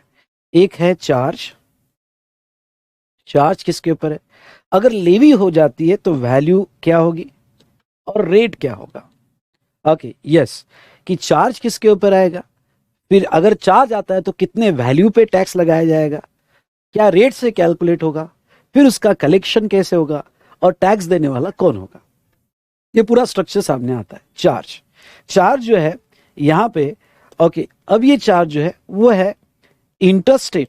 अगर इंडिया में कोई भी इंटरस्टेट या इंट्रास्टेट सप्लाई करता है ऑफ गुड्स और सर्विसेज का, तो ये जो सप्लाई करता है, किसी ने भी सप्लाई किया कि चार्ज आ गया, लायबिलिटी अराइज हो गई जीएसटी की, नो डाउट। इसकी वैल्यू क्या होगी, तो वैल्यू सेक्शन 15 से डिटरमाइन करेंगे। ओके, ट्रांजैक्शन वैल्यू और एडिशन। रेट क्या होगे, तो अब अगर आपकी वैल्यू आ गई, समझ लो आपकी वैल्यू एज पर सेक्शन 15 1 लाख आ गई, तो रेट क्या होगे, तो रेट जो होगे, ओके, नॉर्मल रेट या composite rate. Okay, normal rate 5%, आपको बेस रेट पता होगा तो 5, 12, ओके, उसके बाद में 18 और उसके बाद में 28%। और कंपोजिट रेट जो है, ओके, कंपोजिशन लेवी के भी रेट लग सकते हैं। जो भी रेट होगे, समझ लो आपका 12%, ये आपका टैक्स निकल गया। कितना टैक्स निकल गया, 12,000। पर ये इतना सिंपल नहीं है, आपको वैल्यू निकालते वक्त सेक्शन 15 को ध्यान में रखना है। रेट, नॉर्मल रेट या कंपोजिट रेट जो भी होगे वो रेट यूज करना है। और अब कलेक्शन कब करेगी गवर्नमेंट, ये आपका जो टैक्स निकल गया, इस टैक्स का कलेक्शन कब करेगी, तो इसके लिए एक चैप्टर है time of supply. Okay, time of supply के हिसाब से जब आपका टाइम आएगा उस मंथ के ड्यू डेट में गवर्नमेंट कलेक्ट करेगी। नो डाउट वो ड्यू डेट आपका पेमेंट ऑफ टैक्स, आपको कलेक्शन के मैकेनिज्म है, प्रोसेस है। आपको E cash ledger, E credit ledger, okay, यहाँ पे E cash ledger, E credit ledger, electronic liability register, portal पे पेमेंट मैकेनिज्म कैसे होगा, वो भी सब कलेक्शन मैकेनिज्म का पार्ट है। ओके, रेट, और इसमें एग्जाम भी आ सकता है, हाँ एग्जाम भी आ सकता है। ओके, कभी कभी रेट एग्जाम भी हो जाता है या नील रेट भी हो जाता है, हम आगे देखेंगे। उसके बाद में person liable to pay tax. तो person liable to pay tax कौन होगा, तो ये होता है taxable person. Okay, taxable person ये होता है person liable to pay tax, taxable person. Okay, taxable person मतलब कौन, ओके, मींस जो रजिस्टर्ड है या लायबल टू रजिस्टर्ड है, जिसने रजिस्ट्रेशन ले लिया है, या liable to registered under section 22 और 24, उसे टैक्सेबल पर्सन बोला जाता है। मतलब हो सकता है कि ऐसा पर्सन जो लायबल हो गया, जिसने थ्रेशोल्ड क्रॉस कर दिया पर अभी तक रजिस्ट्रेशन नहीं करवाया होगा, उसने रजिस्ट्रेशन नहीं भी करवाया होगा तो भी वो टैक्सेबल पर्सन माना जाएगा अंडर सेक्शन 22 या सेक्शन 24 में। ये समझ में आया क्या आपको। Okay, taxable person, okay, 3 category के टैक्सेबल पर्सन जीएसटी में टैक्स देते हैं। Okay, normally majority of case में, नॉर्मली ध्यान सुनना, नॉर्मली मेजॉरिटी ऑफ केस में सप्लायर टैक्स देता है। ओके, सप्लायर टैक्स देता है। ओके, नोटिफाइड केसेस में, कुछ केसेस में आरसीएम लगता है, और आरसीएम में, ओके, जैसा सेक्शन 9(3) और सेक्शन 9(4), ओके, आरसीएम में जहां तक है ये रिसिपिएंट टैक्स देता है। ओके, यहाँ पे रिसिपिएंट टैक्स देता है कुछ केसेस में गवर्नमेंट को, और एक होता है 9(5) ईसीओ। ओके, कुछ केसेस में इलेक्ट्रॉनिक कॉमर्स ऑपरेटर यहाँ पे टैक्स देता है। समझ में आया। ओके, ये कंप्लीट फ्लो है। ओके, और हर चीज का एक एक चैप्टर है और ये चैप्टर ही हमें कंप्लीट करना है। ओके, लेवी का अलग है, वैल्यू का अलग है, रेट का अलग है, कलेक्शन एंड एक्सेट्रा, तो ये सारे चैप्टर ही अलग है और ये हमें अच्छे से देखना है। तो चलिए, ओके, इस चार्ट को मैंने ऐसे अरेंज किया है। Section 9 levy, okay, charging section है, उसके बाद में collection, person liable to pay tax. Levy में क्या क्या बेसिक्स है, क्या इंपॉर्टेंट डेफिनेशंस है, ये देख लेंगे और ये देखने के बाद हम चालू करेंगे next concept of supply. Concept of supply done. चलिए, अब आते हैं लेवी। लेवी 3 पार्ट में डिवाइड होती है, चार्ज, वैल्यू और रेट। चार्ज में, ठीक है, अब ये यहां पे देखो, यहाँ चार्ज, वैल्यू और रेट। चार्ज आपका either intrastate supply of goods और services under section 9(1) of CGST act या आईजीएसटी एक्ट में section 5(1) interstate supply of goods और सर्विसेज। अगर इस टाइप के 2 सप्लाई आप करते हो तो वो केस में आपके ऊपर जीएसटी आएगा। इंट्रास्टेट कैसे बोला जाता है, सेक्शन याद रखने की जरूरत नहीं, जस्ट आपके नॉलेज के लिए बता रहा हूं। आईजीएसटी एक्ट में लिखा गया है कि इंट्रास्टेट जहां पे अगर location of supplier, okay, location of supplier and place of supply अगर सेम स्टेट में है, सेम यूनियन टेरिटरी में है, तो उसे इंट्रा कहा जाता है। मतलब सप्लायर भी महाराष्ट्र का है और उसका प्लेस ऑफ सप्लाई भी महाराष्ट्र में है तो इंट्रा बोला जाएगा। सप्लायर भी यूनियन टेरिटरी का है, उसका प्लेस ऑफ सप्लाई भी यूनियन टेरिटरी में, तो इंट्रा बोला जाएगा।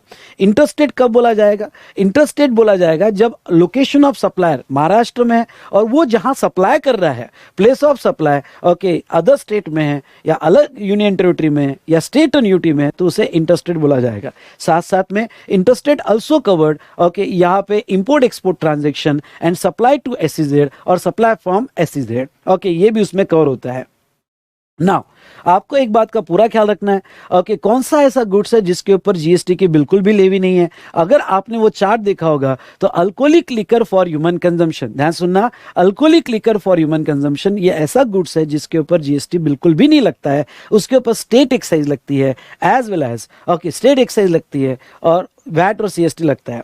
ओके, कौन से और ऐसे गुड्स है जिसके ऊपर फिलहाल जीएसटी नहीं है, okay, petroleum product. Petroleum product में कौन से प्रोडक्ट आते हैं, ओके, लर्न करना मेरे साथ। Petroleum crude, high speed diesel, petrol, natural gas, ATF, aviation, ATF मतलब aviation turbine fuel shall be levied from the notified date, okay, when GST council recommend. मतलब फिलहाल इसके ऊपर कोई जीएसटी नहीं है, पर इसके ऊपर जीएसटी तब आएगा जब जीएसटी काउंसिल रिकमेंड करेगा। तो फिलहाल इसके ऊपर एक्साइज ही लगेगा। ये टेबल बहुत अच्छा है, अगर आपको याद रह जाए तो बहुत अच्छी बात है। इधर वो मैंने चार्ट बताया वो या ये टेबल, ओके, चलो ये टेबल में एनालिसिस करते हैं। ओके, और यहाँ पे ईडी मतलब एक्साइज ड्यूटी, अगर आपको लिखना होगा ईडी मतलब excise duty. Alcoholic liquor for human consumption, पहला सवाल, क्या जीएसटी लगेगा? बिल्कुल नहीं। ओके, वो चार्ट भी याद करो। ओके, अल्कोहल और पेट्रोलियम प्रोडक्ट जीएसटी तो बिल्कुल नहीं, रेड में आएगा जीएसटी। तो कौन से टैक्सेस लगेंगे? तो यहाँ एक्साइज लगेगा और एक्साइज सेंट्रल लगेगा, एक्साइज यहाँ लगेगा और एक सेंट्रल एक्साइज लगेगा। और सेल होता है तो वैट और सीएसटी लगेगा। सॉरी, अल्कोहल में स्टेट एक्साइज, मेरे से गलती होगी। यहाँ पे स्टेट एक्साइज लगेगा, ठीक है। और पेट्रोलियम प्रोडक्ट पे भी जीएसटी बिल्कुल नहीं, हाँ एक्साइज लगेगा, यस, कौन सा? सेंट्रल एक्साइज लगेगा, वैट और सीएसटी लगेगा। टोबैको प्रोडक्ट पे जीएसटी भी लगेगा और एक्साइज भी लगेगा, एक्साइज सेंट्रल लगेगा, लेकिन वैट और जहां जीएसटी लगता है फिर वहां वैट सीएसटी नहीं लगेगा। ओके, और ओपीएम इंडियन हेम नारकोटिक्स ड्रग होगा तो जीएसटी भी लगेगा, एक्साइज भी लगेगा, एक्साइज स्टेट लगेगा और वैट और सीएसटी नहीं लगेगा। और बाकी सारे प्रोडक्ट पे ओनली जीएसटी लगेगा, done.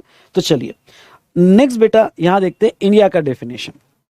Okay, territory of India as referred in article 1 of constitution, okay, its territorial water, seabed, subsoil underlying such water, continental shelf, exclusive economic zone or any other maritime zone or air space above the territory and territorial water। ये definition जो है India का, थोड़ा मैं आपको मेरा जो यहाँ पे डायग्राम है, नहीं सॉरी,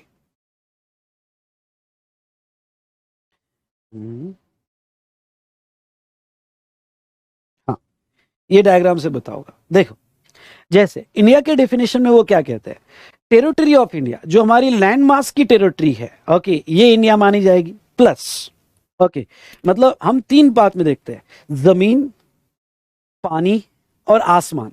ओके, तो जमीन में इंडिया कब बोला जाएगा, पानी में इंडिया कब बोला जाएगा और आसमान में इंडिया कब बोला जाएगा? ओके, क्यों? क्योंकि CGST एक्ट अप्लीकेबल होता है if okay supply is made in India. Okay, अगर आपका ट्रांजैक्शन इन इंडिया होता है तो GST लगता है। तो इंडिया का क्या डेफिनेशन है? तो जहां तक हम जमीन की बात करें, पहला वाला क्लॉज, तो जो हमारी लैंड की टेरिटरी है और ये लैंड की टेरिटरी इंडिया मानी जाएगी। अब चलो दूसरा, वाटर।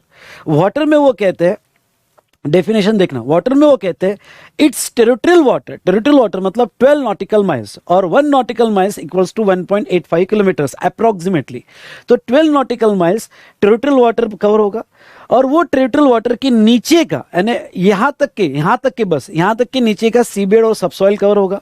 ओके, तो इसके नीचे का सीबेड ओके और सबसॉइल यानी पाताल लोक भी कवर होगा, पर सिर्फ टेरिटोरियल वाटर के नीचे का, plus continental shelf. Continental shelf क्या होता है? ओके, कैसा होता है कि सी का डेप्थ धीरे धीरे ओके नीचे होते जाता है, और फिर एक सडन स्लोप आता है। वो सडन स्लोप जो आता है उसको शेल्फ कहा जाता है। तो वो कॉन्टिनेंटल शेल्फ भी कवर होगा, क्योंकि वहां पे बहुत सारी एक्टिविटीज होती है।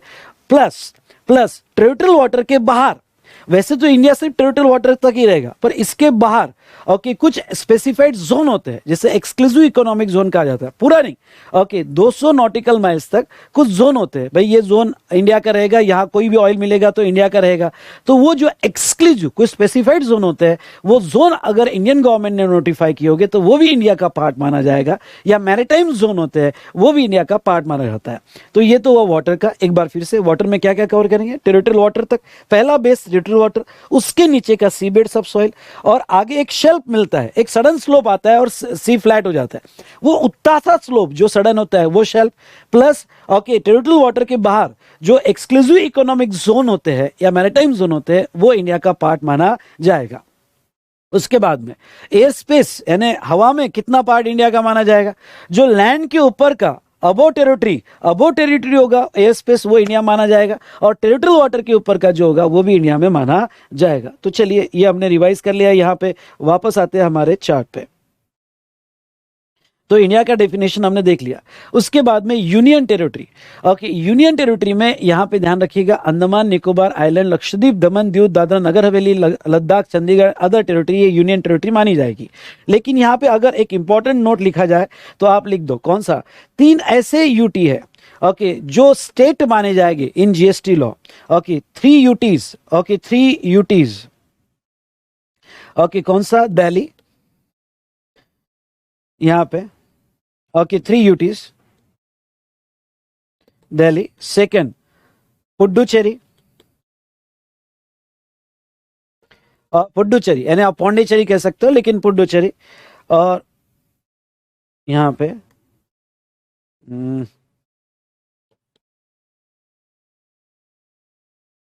उसके बाद में next Jammu and Kashmir. Okay, ये 3 ऐसी यूटी है, they are treated as state in GST law। इनको स्टेट माना जाता है, इनको यूटी नहीं मानी जाती है। ओके, 3 यूटीज कौन कौन सी? दिल्ली, पुडुचेरी एंड जम्मू एंड कश्मीर, इनको स्टेट माना जाता है। हाँ, लेकिन बाकी अंडमान निकोबार, लक्षद्वीप, दमन दीव, लद्दाख, चंडीगढ़, अदर टेरिटरी, तो यहाँ पे दादरा नगर हवेली, ये जो है ये यूटी मानी जाएगी। ये सारी यूटी मानी जाएगी इंक्लूडिंग लद्दाख। लेकिन 3 ऐसे यूटीज है जो पार्टली यूटी है, क्योंकि वहां स्टेट लेजिस्लेचर भी है। जैसे दिल्ली में, दिल्ली यूटी भी है पर आप गवर्नमेंट भी है। जम्मू एंड कश्मीर में स्टेट गवर्नमेंट भी है और यूटी भी है। तो जहां पार्टली स्टेट लेजिस्लेचर है तो वो स्टेट माना जाएगा। ये स्टेट मानने से होगा क्या? ओके, यहाँ पे कोई भी सप्लाई होता है, यहाँ पे कोई भी सप्लाई होता है तो वहां SGST लगता है, यूटी GST नहीं। दिल्ली में SGST लगता है, पुडुचेरी में SGST लगता है, जम्मू एंड कश्मीर में SGST लगता है। I hope you understood.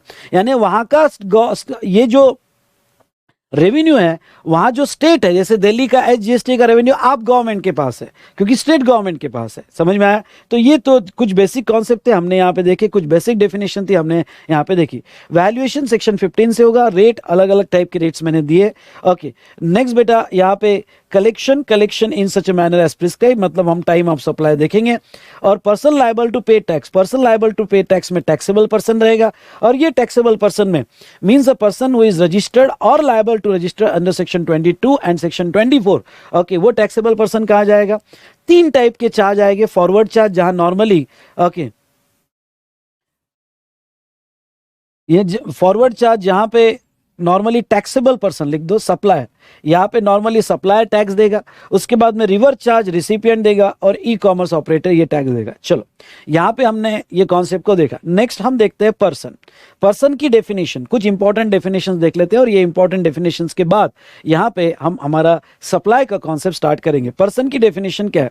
Person includes, ध्यान से देखिएगा, person includes an individual, okay, HUF, company, firm, LLP, AOP, BOI, India के हो, इंडिया के बाहर के हो, कॉर्पोरेशन, बॉडी कॉर्पोरेट में भी इंडिया का हो, इंडिया के बाहर का हो, cooperative society, local authority, central government, state government, society, trust, और एनी आर्टिफिशियल जुडिशियल पर्सन, ये पर्सन माने जाएंगे। अब आपको एक बात बताओ, क्या पर्सन की डेफिनेशन जीएसटी में इतनी कोई इंपॉर्टेंट नहीं है जितनी इनकम टैक्स में है। ओके, लर्न करने की जरूरत नहीं है, पर यहां पे बता दो, सभी को जो भी जीएसटी का सप्लाई करेगा, फिर वो ट्रस्ट हो, HUF हो, वो पर्सन माने जाएंगे। और अगर वो इंट्रास्टेट इंटरस्टेट सप्लाई करते हैं तो जीएसटी आ सकता है, except any exemption given to them. अगर कोई एग्जम्पशन उनको दिया होगा तो ठीक, नहीं तो वो सप्लाई बोला जाएगा। तो ये ठीक है। अब बस एक ही लाइन में याद रखो, सारे एंटिटीज पर्सन के डेफिनेशन में आ जाती है। उसके बाद next, okay, deemed distinct person. Okay, very important concept, deemed distinct person, very important concept. ये कॉन्सेप्ट को सेक्शन 25(4) एंड सेक्शन 25(5) ये कॉन्सेप्ट को समझने की कोशिश करते हैं। डीम्ड डिस्टिंक्ट पर्सन, थोड़ा स्लोली चलता हूं। ओके, और ये कॉन्सेप्ट बहुत बहुत इंपॉर्टेंट है। देखो, हमने देखा क्या, एक तो पर्सन मतलब जो अलग अलग एंटिटी है, कोई इंडिविजुअल है, कोई HUF है, ओके, कोई सोसाइटी है, कोई कोऑपरेटिव सोसाइटी है, कोई कंपनी है, कोई LLP है, एक्सेट्रा। एंटिटी अलग है, जिसके पैन ही अलग है। इसका इंडिविजुअल का पैन अलग, इसका परमानेंट अकाउंट नंबर अलग, इसका परमानेंट अकाउंट नंबर अलग, सबके अपने अलग एंटिटी, अलग पैन है। डन। लेकिन सेक्शन 25 ऑफ CGST एक्ट ये एक वर्ड यूज करता है, डीम्ड।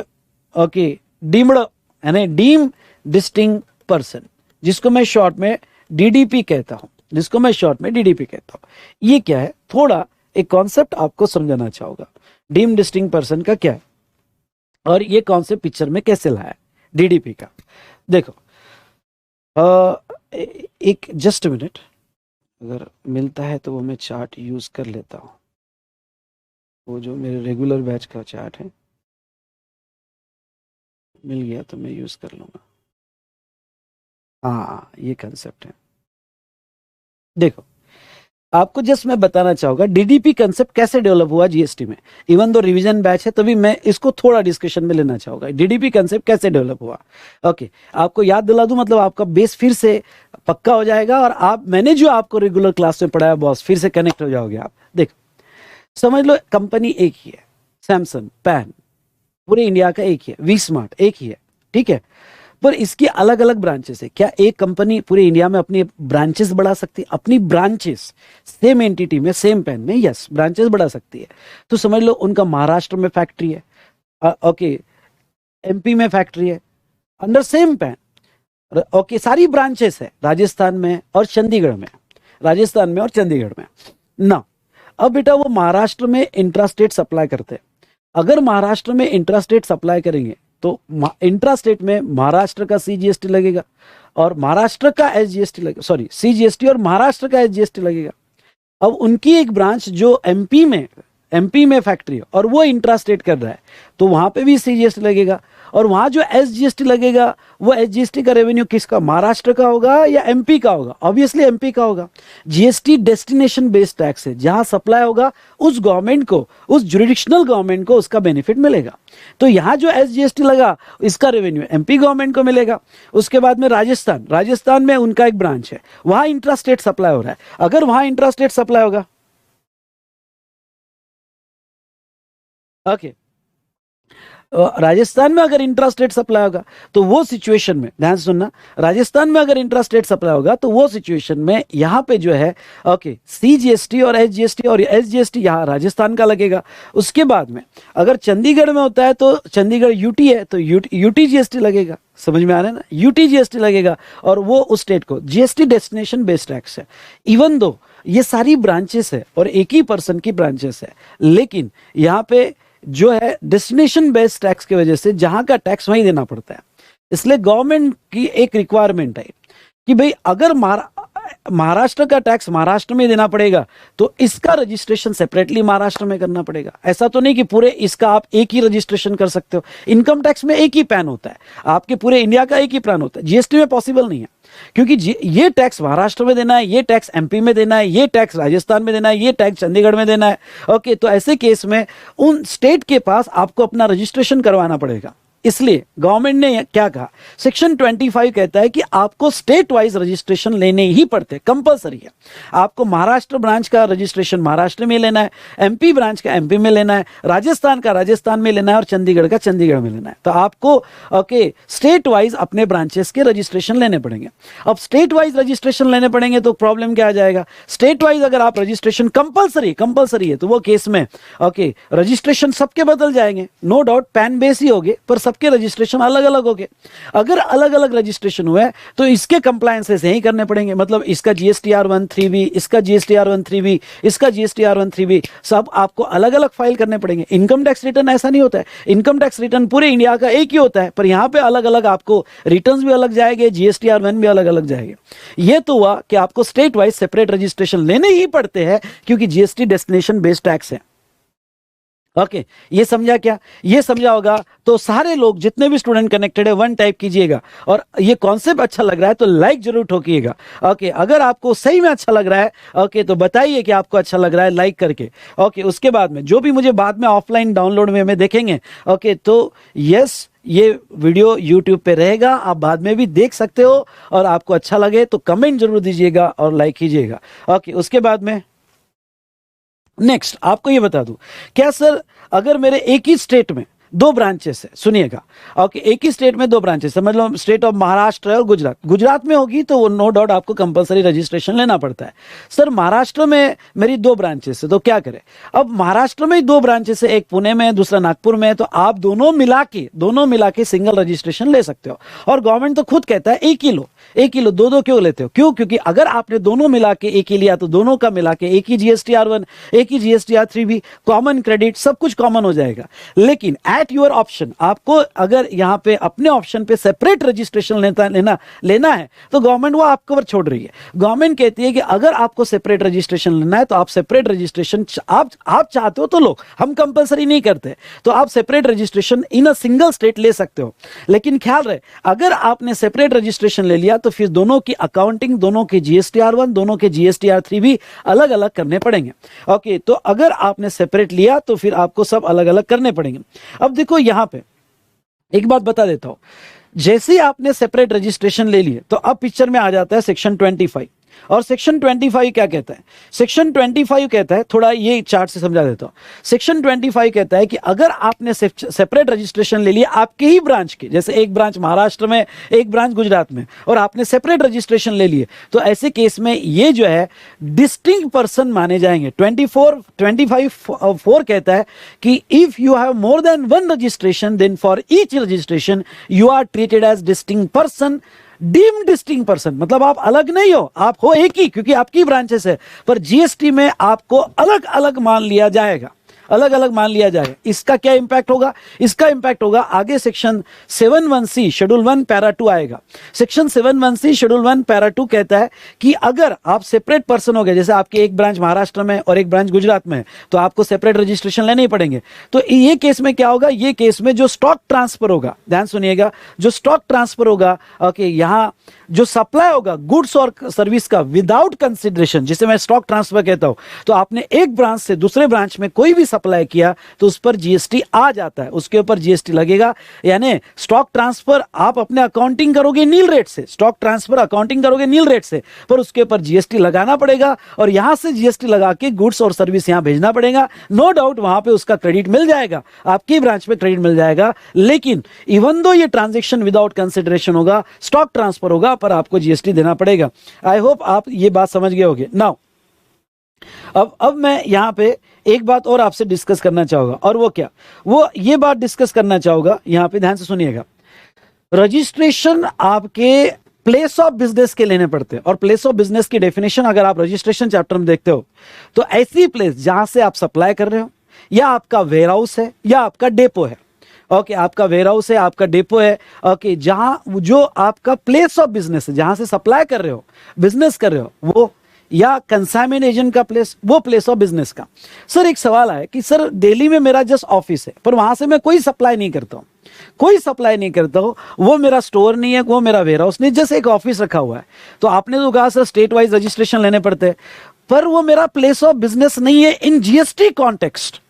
इन नॉर्मल कॉन्सेप्ट नहीं, नॉर्मल में तो जहां पे भी आपका ऑफिस है वो भी प्लेस ऑफ बिजनेस होती है, पर जीएसटी की जो डेफिनेशन है, जीएसटी में प्लेस ऑफ बिजनेस मतलब क्या, प्लेस ऑफ बिजनेस मतलब जहां से आप ऑर्डिनरी बिजनेस कर रहे हो, सप्लाई कर रहे हो, मेरी बात समझ रहे हो ना, जहां से आप सप्लाई कर रहे हो वो प्लेस ऑफ बिजनेस बोला जाएगा, या वेयर हाउस या डेपो प्लेस ऑफ बिजनेस बोला जाएगा, या एजेंट का प्लेस ऑफ बिजनेस बोला जाएगा। तो मेरा जस्ट ऑफिस है सर, ओके, पर वहां से मैं कोई सप्लाई नहीं कर रहा हूं, पर दिल्ली में, तो क्या रजिस्ट्रेशन लेना पड़ता है? नहीं, ओके, उसका सेपरेट रजिस्ट्रेशन लेने की जरूरत नहीं है।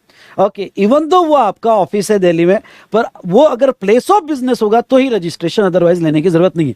तो इसका मतलब इवन दो मैं आपको कह रहा हूं कि आपको स्टेट वाइज रजिस्ट्रेशन कंपलसरी है, पर स्टेट वाइज रजिस्ट्रेशन कंपलसरी उसी प्लेस के है जो आपका प्लेस ऑफ बिजनेस है। अगर वो आपका प्लेस ऑफ बिजनेस नहीं है, वहां से कोई सप्लाई नहीं है, वहां कोई वेयर हाउसिंग नहीं है, कोई डेपो नहीं है, कोई कंसाइनमेंट एजेंट नहीं है, तो उसका रजिस्ट्रेशन लेने की जरूरत नहीं है। तो मतलब सर ऐसा हो सकता है कि मेरा कोई अदर स्टेट में एस्टेब्लिशमेंट होगा, सुनना, अदर स्टेट में एस्टेब्लिशमेंट होगा तो बिना रजिस्ट्रेशन के वो हो सकता है, यस, बिना रजिस्ट्रेशन के हो सकता है अगर वहां से कोई बिजनेस नहीं कर रहे होगे। तो चलिए अब सेक्शन 25(4) और 25(5) क्या कहते हैं, वापस मैं चार्ट पे आ जाता हूं, देखो हमारे चार्ट पे वो क्या कहते हैं। हाँ, पहले 25(4) deemed distinct person, a person who has obtain or is required to obtain more than one registration, very important, more than one registration, whether in one state or UT or more than one state or UT, then in respect of each such registration be treated as distinct person।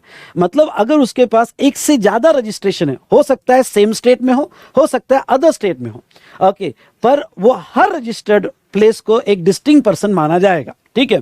और 25(5) क्या कहता है, ऐसा हो सकता है कि आपका एक जगह रजिस्टर्ड है, एक जगह रजिस्ट्रेशन है जैसे महाराष्ट्र में, और दूसरी आपकी एस्टेब्लिशमेंट है, जस्ट एस्टेब्लिशमेंट है, और वो अनादर स्टेट में है। मतलब दूसरा ऐसा देखो, दो रजिस्टर्ड होगी तो वो तो आ गई, पर ऐसे भी केस आ सकती है कि एक रजिस्टर्ड है और अदर स्टेट में, अनादर स्टेट में एक जो जस्ट एस्टेब्लिशमेंट है, ओके, तो आपकी जो अनादर स्टेट में जस्ट एस्टेब्लिशमेंट है वो भी डिस्टिंक्ट पर्सन माना जाएगा, इवन दो वो रजिस्टर्ड नहीं होगी, पर अनादर स्टेट में है ना। तो अनादर स्टेट में दिल्ली में एक ऑफिस है, मैंने रजिस्ट्रेशन नहीं करवाया है क्योंकि वो मेरा प्लेस ऑफ बिजनेस नहीं है, इवन दो मैंने रजिस्ट्रेशन नहीं भी करवाया होगा, पर वो अनादर स्टेट में है तो वो भी डिस्टिंक्ट पर्सन माना जाएगा। मतलब यहां से अगर कोई गुड्स मैं दिल्ली ऑफिस में भेजूं तो उस पर भी जीएसटी आएगा क्योंकि डीम डिस्टिंक्ट पर्सन है। ओके, जैसे मैंने यहां से टीवी भेज दिया दिल्ली ऑफिस में, तो यहां से टीवी भेज दिया दिल्ली ऑफिस में, ओके, अनादर स्टेट में भेजा तो जीएसटी आ जाएगा। तो इन शॉर्ट एक लाइन में कहो कि आपके ही ब्रांच में आपने रजिस्टर्ड को भेजा तो भी डिस्टिंक्ट पर्सन, और आपने एस्टेब्लिशमेंट को भेजा जो अनादर स्टेट में है, आई रिपीट, जो अनादर स्टेट में है, तो वो भी डिस्टिंक्ट पर्सन माना जाएगा। आई होप आपको समझा होगा ये पॉइंट। उसके बाद में रजिस्टर्ड पर्सन, सुनो, रजिस्टर्ड पर्सन की डेफिनेशन ये समझ में आया कि आपको समझ में आएगा, तो फटाफट जितने भी स्टूडेंट कनेक्टेड है 25 टाइप करो, 25 टाइप करो। उसके बाद में next registered person means who is registered under section 25, okay, but does not includes any person having UIN। ये वाला पार्ट आप इग्नोर कर देते हो, UIN वाला, okay, डेफिनेशन तो सिंपल है, पर ये एमसीक्यू में पूछा जाता है कि जिसके पास यूआईएन है, ओके, उनको रजिस्टर्ड पर्सन नहीं कहा जाएगा। अब देखो ये यूआईएन वाला कॉन्सेप्ट क्या है, एक बार फिर से ध्यान से सुनना मेरी बात। देखो जब भी कोई सेक्शन पढ़ोगे तो बार बार ये वर्ड है कि if registered person then he is liable, if registered person then he this compliances. क्योंकि रजिस्टर्ड पर्सन बोला कि जीएसटी एक्ट के सारे सेक्शन लग गए, जीएसटी एक्ट के सारे सेक्शन लग गए, कंप्लायंस लग गए, सब कुछ लग गया। लेकिन कुछ ऐसे नोटिफाइड पर्सन है जैसे United Nations, international organisations, foreign embassy office, foreign consulate office, okay, ऐसे कुछ नोटिफाइड पर्सन है जिनको इंडिया का जीएसटी लॉ हमें लागू नहीं करवाना है हर केस में। वो हमारे गेस्ट है, United Nation, international organisation, foreign embassies हमारे गेस्ट है, उनको इंडिया का लॉ लागू नहीं करवाना है। अब क्या है, अगर हमने उसको रजिस्टर पर्सन बोल दिया तो इंडिया के लॉ लागू हो जाएंगे, जीएसटी लॉ, और सारे जीएसटी लॉ के कंप्लायंसेस करने पड़ेंगे। इसलिए इन लोगों को, इन यूनिक लोगों को, जो इंटरनेशनल ऑर्गेनाइजेशन है, फॉरेन एम्बेसीज है, इन लोगों को गवर्नमेंट ने एक स्पेशल नंबर दिया है। वो नंबर का नाम है यूनिक आइडेंटिटी नंबर। मतलब ये लोग रजिस्टर्ड पर्सन नहीं बोले जाएंगे, इनको स्पेशल यूनिक नंबर दिया जाएगा, आइडेंटिटी नंबर दिया जाएगा, ओके। और ये यूनिक आइडेंटिटी नंबर के लिए अप्लाई करेंगे तो फायदा क्या, फायदा है कि ये लोग जीएसटी नहीं देते हैं, फॉरेन एम्बेसी, अरे हमारे राजदूत है, ओके, हमारे गेस्ट है, ये जीएसटी नहीं देते, पर ये इंडिया में कुछ खरीदेंगे, तो इंडिया में अगर कुछ खरीदेंगे जो जीएसटी लग के आएगा तो उसका इनको रिफंड मिलता है। पर रिफंड क्लेम करने के लिए कोई नंबर तो चाहिए, ओके। तो रिफंड क्लेम करने के लिए फिर उनको एक स्पेशल नंबर दिया जाता है, यूआईएन। रजिस्ट्रेशन चैप्टर में हम आगे पढ़ेंगे। उसके बाद में supplier, supplier means a person who supplies the goods, और उसका एजेंट सप्लायर के डेफिनेशन में आएगा। Recipient important, okay, recipient important, ये डेफिनेशन। रिसिपिएंट क्यों इंपॉर्टेंट है, क्योंकि रिवर्स चार्ज होता है तो लायबिलिटी रिसिपिएंट पे आती है। Who should be the recipient, अगर आपके ट्रांजेक्शन में कंसिडरेशन इन्वॉल्व है, where consideration is payable for supply, अगर आपके ट्रांजेक्शन में कंसिडरेशन इन्वॉल्व है तो जो पर्सन कंसिडरेशन दे रहा है वो रिसिपिएंट माना जाएगा, ओके। फॉर एग्जाम्पल, ओके, कोई कंपनी का ट्रेनी मेरे पास आया कि सर आपका जीएसटी का क्लास लगाना है, मैंने कहा ठीक है तू क्लास में बैठ, लेकिन उसका पैसा वो नहीं दे रहा है, उसका पैसा कंपनी दे रही है, तो मेरा रिसिपिएंट कौन, वो स्टूडेंट जो क्लास कर रहा है या जो पैसा दे रहा है, जो पैसा दे रहा है वो मेरा रिसिपिएंट, ओके। तो कंपनी पैसा दे रही है तो मेरा रिसिपिएंट ये बंदा नहीं है जो मेरा क्लास कर रहा है, ओके, मेरा रिसिपिएंट वो जो मुझे पैसा दे रहा है। हाँ, अगर आपके ट्रांजैक्शन में कंसिडरेशन नहीं होगा, नो कंसिडरेशन, हाँ ऐसे ट्रांजैक्शन है जिसमें कंसिडरेशन नहीं होता है तो भी सप्लाई बोला जाता है। Schedule 1, okay, schedule 1 permanent transfer of business asset on which ITC is taken, या आपने डीम्ड डिस्टिंक्ट पर्सन का सप्लाई किया, या आपने प्रिंसिपल एजेंट का सप्लाई किया, या आपने जो है यहाँ पे इंपोर्ट, तो कुछ ऐसे ट्रांजैक्शन है जिसमें फ्री भी होगे तो भी जीएसटी आता है, शेड्यूल 1 के हिसाब से हम आगे देखेंगे। तो अगर आपके ट्रांजैक्शन में कंसिडरेशन नहीं होगे तो फिर जिसको गुड्स डिलीवर्ड किया या अवेलेबल करवाया वो रिसिपिएंट, या जिसको सर्विस दी वो recipient, includes there agent, okay, उसमें उनके एजेंट भी कवर किए जाएंगे, ओके, इंक्लूड देयर एजेंट। चलो, तो ये हुआ रिसिपिएंट की डेफिनेशन। उसके बाद में बेटा यहां पे देखते हैं बिजनेस की डेफिनेशन, यहां पे देखते हैं बिजनेस की definition. Business includes, come on, देखो यहां पे business include trade, commerce, manufacture, profession, vocation, adventure या incidental ancillary activity to clause A, okay, मतलब सारे activity with pecuniary benefit or not. देखो जीएसटी में आप प्रॉफिट कमा रहे हो नहीं कमा रहे हो उससे लेना देना नहीं, आप बिजनेस कर रहे हो, ट्रेड कर रहे हो, कॉमर्स मैन्युफैक्चर कर रहे हो, जीएसटी आएगा, प्रॉफिट मिले या ना मिले, लॉस में बेचो, उससे कोई लेना देना नहीं। आपकी इंसिडेंटल और एंसिलरी एक्टिविटी टू ए, जैसे ओके मेरा ट्रेनिंग कोचिंग का बिजनेस है लेकिन मैंने अपने क्लास के बेंचेस सेल कर दिए, बेंचेस इवन दो मेरा मेन बिजनेस नहीं है पर वो इंसिडेंटल टू माय बिजनेस है तो वो भी कवर कर लिया जाएगा। उसके बाद में सी जो है वो यहां पे कह रहे हैं कोई ऐसा ट्रांजैक्शन जो आप कर रहे हो सकता है वॉल्यूम में ना हो सकता है फ्रीक्वेंसी में ना हो, पर इन द नेचर ऑफ ए है, मतलब आपके ट्रेड और प्रोफेशन का ट्रांजैक्शन में वॉल्यूम में नहीं है, फ्रीक्वेंसी में नहीं है, एक दो ट्रांजैक्शन है पर आपके प्रोफेशन का है, आपके ट्रेड का है, तो वो केस में वो बिजनेस बोला जाएगा। जैसे एग्जांपल के तौर पे अब मैं जीएसटी में ट्रेनिंग देता हूँ, ओके, कोई कॉलेज में मुझे जस्ट एज ऑनररी अमाउंट दिया गया, एक गेस्ट लेक्चर के लिए बुलाया गया। कभी कभी गेस्ट लेक्चर लेता हूँ, अब एक कॉलेज ने मुझे बुलाया गेस्ट लेक्चर के लिए और कुछ ऑनररी अमाउंट दिया, क्या वो ऑनररी अमाउंट पे जीएसटी आएगा? यस आएगा, क्योंकि वो ट्रांजेक्शन इवन दो मैं वॉल्यूम में नहीं करता हूँ, फ्रीक्वेंसी में नहीं करता हूँ, पर in the nature of my profession है, in the nature of my profession है, तो वो भी ओके यहाँ पे जहां तक है बिजनेस बोला जाएगा। उसके बाद में नेक्स्ट, सॉरी बेटा, ओके, उसके बाद में सप्लाई और एक्विजिशन ऑफ गुड्स। कुछ तो गड़बड़ हो रही है चार्ट में, फुल स्क्रीन में नहीं आ रहा है, चलो आप देख लो, आ जाएगा। सप्लाई और acquisition of goods, okay.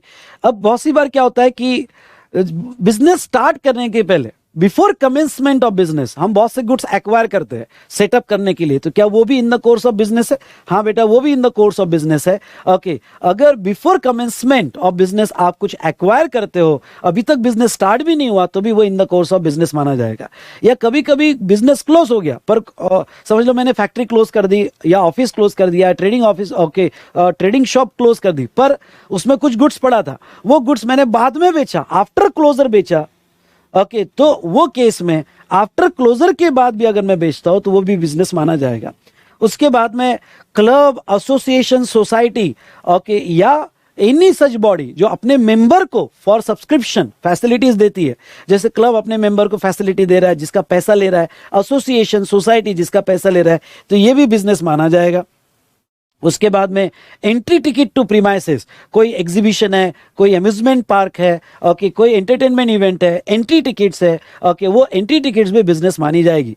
Race club की सारी activities in the course of business मानी जाएगी। और लास्ट यहाँ पे गवर्नमेंट की एक्टिविटी, अब देखो ये बहुत इंपॉर्टेंट है, even though government public services दे रहा है, पर गवर्नमेंट की सारी एक्टिविटीज जो है वो बिजनेस माना जाएगा, ओके, गवर्नमेंट की सारी एक्टिविटीज बिजनेस माना जाएगा। चलिए, ओके, अब ये जो चार्ट है, तीन वर्ड्स केयरफुली समझ लो, ओके। सप्लाई, सप्लाई के तीन पार्ट है, टैक्सेबल, नॉन टैक्सेबल और एग्जाम।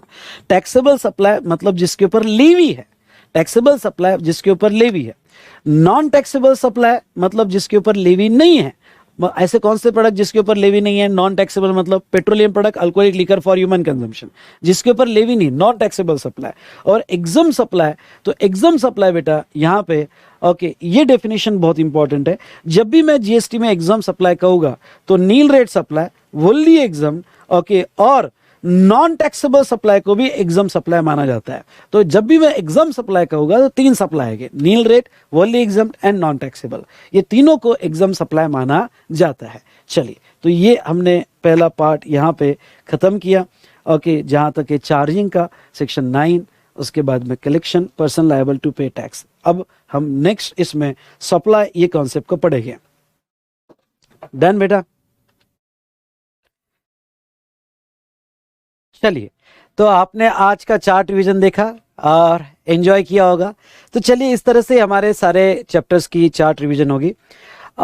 ये सारी चार्ट रिवीजन आपको रिकॉर्डेड मोड में मिलेगी और अपडेटेड रहेगी फॉर May 23 एग्जामिनेशन। लेकिन फिर से एक बार कहता हूँ कि बेटा ये चार्ट रिवीजन है और जो भी अमेंडमेंट्स है ये रिवीजन फॉर्म में लिया जाएगा।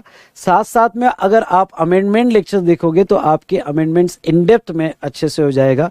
अमेंडमेंट की लिंक डिस्क्रिप्शन में दी है, तो अमेंडमेंट लेक्चर्स भी चैप्टर वाइज साथ साथ में देख लो, तो दोनों चीजें आपकी अच्छे से कवर हो जाएगी। नेक्स्ट अब हम बात करते हैं कि आपके लॉगिन में एक बार चेक कर लेना फिर से, ओके। अगर आपने इसके पहले भी चेक किया होगा तो भी एक बार फिर से चेक कर लेना। यहाँ पे आपके लॉगिन में, ओके, आपके सब चार्ट्स, चार्ट बुक, जीएसटी की वॉल चार्ट्स भी दिए, चार्ट बुक्स भी दी है।